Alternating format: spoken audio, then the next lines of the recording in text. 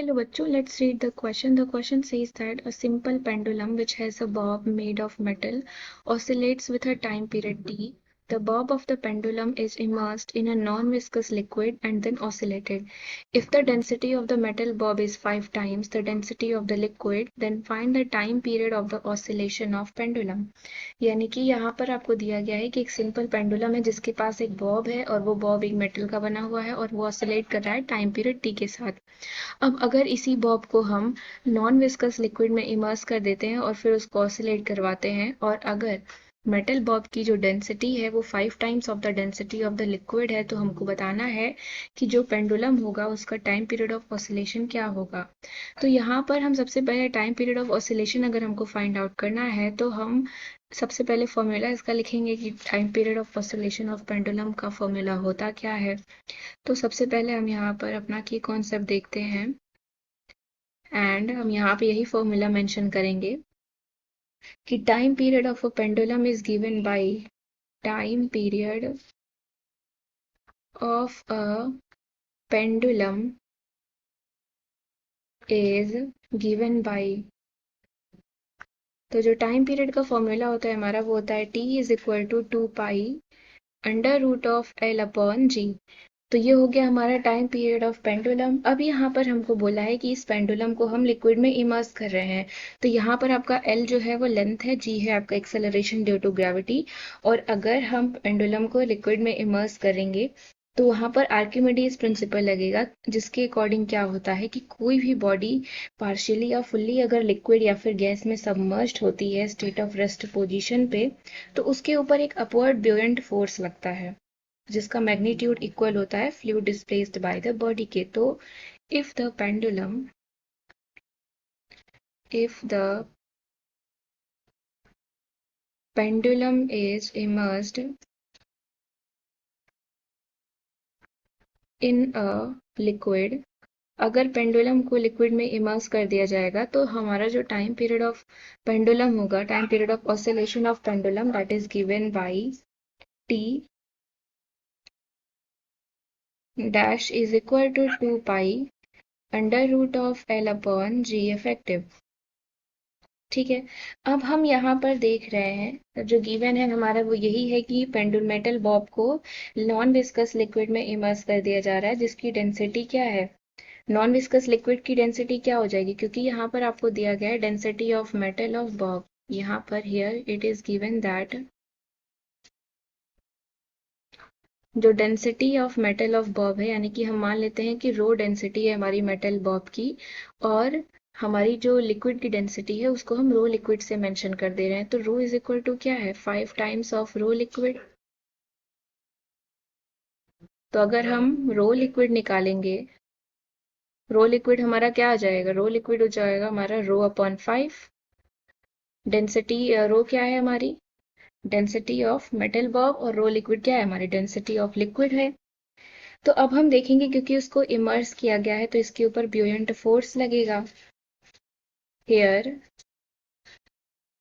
Pendulum is immersed in non viscous liquid. Non viscous liquid में इसको क्या किया गया है, इमर्स किया गया है। तो इसके ऊपर एक ब्यूएंट फोर्स लगेगा, अपवर्ड फोर्स लगेगा। तो जो नेट फोर्स होगा इसका क्या हो जाएगा M G effective is equal to M G minus of F of B, जहां पर जो एफ ऑफ बी है वो क्या डिनोट कर रहा है buoyant force, that is F of B denotes buoyant force. ये हमारा हो गया ब्यूएंट फोर्स। तो यहाँ से अगर हम जी इफेक्टिव का फॉर्मूला निकालेंगे तो क्या हो जाएगा, G effective is equal to हो जाएगा G minus F of B upon M. तो जो फोर्स का फॉर्मूला होगा यानी कि ब्यूएंट फोर्स का फॉर्मूला क्या होगा, एफ ऑफ बी का फॉर्मूला हमको यहाँ पर पुट करना होगा। तो ब्यूएंट फोर्स का जो फॉर्मूला होता है वो क्या होता है, the buoyant force is given by F of B is equal to V rho G. ये हमारा हो गया ब्यूएंट फोर्स का फॉर्मूला। अब हम इस वैल्यू को सब्स्टिट्यूट करेंगे इस इक्वेशन में। इसको मान लेते हैं 1 है, एंड ये इक्वेशन हम मान लेते हैं ये 2 है, जहां पर v है हमारा volume of the object, rho है डेंसिटी ऑफ द ऑब्जेक्ट, और g है acceleration due to gravity. So हमारा यहाँ पर g इफेक्टिव हो जाएगा is equal to g minus V rho g upon m। ये हमारा जी इफेक्टिव का फॉर्मूला हो गया। अब ये हम देख रहे हैं एम हमारा क्या है, एम हमारा है मास। तो यहाँ पर जो डेंसिटी का फॉर्मूला होता है वो क्या होता है, we know that density is equal to होता है मास अपॉन वॉल्यूम। तो हमें यहाँ पर m की वैल्यू पुट करनी है, so m is equal to rho into V हो जाएगा। तो यहाँ से हम m की वैल्यू सब्स्टिट्यूट कर लेंगे। इसको हम मान लेते हैं क्वेश्चन नंबर 3 है ये। सो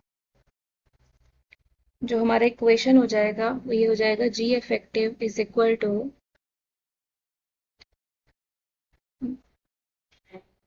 जी minus V rho G upon M की वैल्यू क्या आई है, rho into V. So rho into V. यहाँ पर आपका जो ये रो है ये आपका रो लिक्विड है, that is rho of liquid into G. Similarly हम यहाँ पर भी इसको सही कर लेते हैं, rho of liquid into G हो गया, ये हो गया। अब हम यहाँ पे रो ऑफ लिक्विड को सब्स्टिट्यूट करेंगे, जहां हमने निकाला हुआ है रो ऑफ लिक्विड हमने निकाला है। रो ऑफ लिक्विड हमारा कितना आया है, रो अपॉन 5। ये वैल्यू हम यहाँ पर पुट करेंगे तो जी इफेक्टिव हो जाएगा हमारा G minus V rho upon 5 into G upon rho into V हो जाएगा। इसको हम सॉल्व करेंगे, सॉल्विंग दिस फर्दर तो हमको वैल्यू क्या मिल जाएगी, हमारी वैल्यू आ जाएगी G effective is equal to G minus G by 5। तो जी इफेक्टिव जो हो जाएगा वो कितना आ जाएगा, 5g minus G, that is 4g upon 5। ये आ गई हमारी जी इफेक्टिव की वैल्यू। अब हमको पता है कि टाइम पीरियड जो होता है पेंडुलम का वो क्या होता है, time period is given by 2 pi under root of L upon G effective, that is T dash. यहाँ पर हमने मेंशन किया है T dash is equal to 2 pi under root of L upon G effective. तो यहाँ पे हम substitute करेंगे वैल्यू को, सब्स्टिट्यूट द वैल्यू ऑफ, किसकी वैल्यू को हम सब्स्टिट्यूट कर रहे हैं यहाँ पर, जी इफेक्टिव की। Substitute the value of G effective, we get here we get that is t dash is equal to 2 pi under root of L upon G effective हमारे कितना आया है 4g अपॉन 5, दैट इज हो गया हमारा 4g upon 5। Further हम इसको solve करेंगे तो हमको क्या मिल जाएगा, T dash is equal to under root of 5 upon 4, under root of 5 upon 4 हो जाएगा यहाँ पर 2 pi under root of L upon G. और 2 pi under root of L upon G की वैल्यू क्या है, टी है। T is equal to 2 pi under root L upon G. तो टी डैश हो जाएगा under root of 5 upon 4 times of T. तो यानी कि ये हमारा क्या हो जाएगा, ये हमारा हो जाएगा टाइम पीरियड हो जाएगा जब हमारा जो बॉब होगा उसको हम लिक्विड में इमर्स करेंगे। So this is the time period that is equal to the under root 5 upon 4 times of time period of pendulum, जब उसको इमर्स नहीं किया गया रहेगा। So this is your final answer. I hope you understood it well. Thank you and best of luck.